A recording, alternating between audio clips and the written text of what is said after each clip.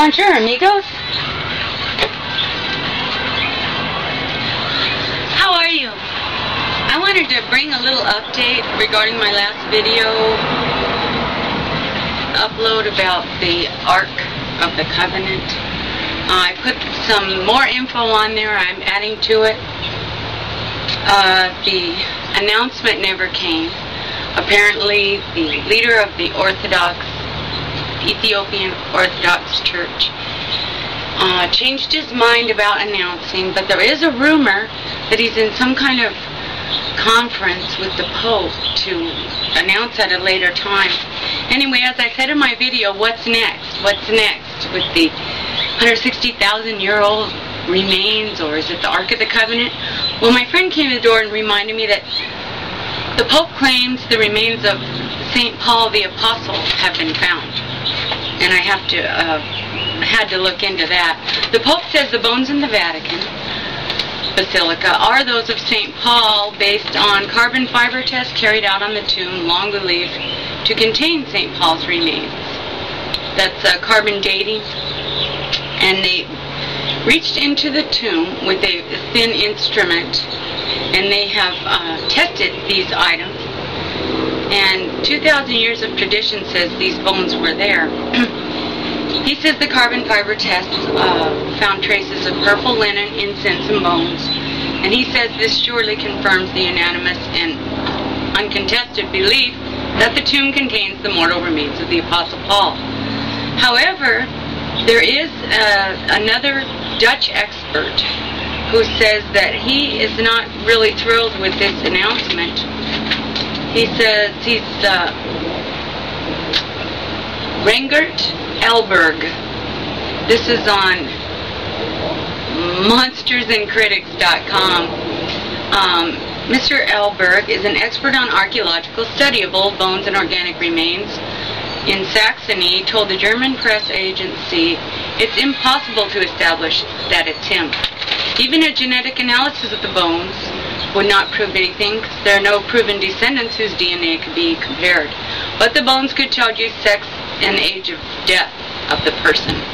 Of course, they could reconstruct a face if they find a skull, but they don't know how he looked.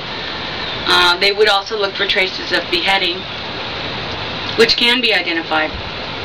But he is not telling us that he feels that this is a proven way to show that these are the remains of St. Paul. So we need to keep our eye on these stories and see what's next. It's quite interesting. I'm going to make another non-personal video with pictures regarding some items in the news. But right now I wanted to talk about what do we do when we're at the end of the rope? And are there some things that are blessings in disguise? My son and I are always kind of a little cranky because we've lived without a lot of things that people are used to for a long time. But now that these things are happening, we're really looking at it and saying, okay, we sold a couple of cars that we were kind of hanging on to already. We don't have to worry about the increased registration fees and the gasoline prices. I do have my small car. We don't own a home, so we don't have to worry about the climate inspectors or the mortgage rates or bankers taking over our home, as they reported recently, for outstanding debt. We have trees here. I really love my trees. They keep it nice and cool. We don't use air conditioning. I'm an expert in the repair of evaporative coolers, and it's kind of fun to go up on the roof anyway. We don't use paper towels as a rule. We use cloth towels and we wash them. If you don't have a dryer, you can hang them outside. And these are some little blessings in disguise. You know, we've been here so long that it's no challenge to us to live without some items that people consider necessary. We have no television. I wouldn't want to live without my pets. That's giving me a big challenge. But I want you to think about living without some of the items you use every day, like, say, paper towels, something that costs you a few extra dollars every week on your bill, and taking that money and putting it into something that you can hang on to that has value. Cut down on the things you use. If you can install an evaporative cooler, It's a difference between $200 a month and $20 a month in hot climates. We have a wall heater. That means $15 to $20 a month, and we're very toasty. We don't have central heating. If I had a house, I wouldn't use the central heating. I'd install a wall heater with a little help. There are so many things, though, that you buy that you can save money on. And save that money, put it into whatever you're into. Like I said earlier, gold or beans, or rice, or wheat, or planting your garden, or something. And sometimes we can look at these things as blessings in disguise. The weight off of my shoulders when I sold those cars that we were going to put in some kind of a antique car thing one day, the weight off my shoulders is a great relief. And a lot of the things that we live without, you don't even notice. You won't know the difference. Save your money and convert it is my advice. The Ark was never announced, and the remains of St. Paul are reputed to have been validated by the Pope, and we have to wait and see what happens on these stories, and keep your eyes open for other things similar where they may try to do something.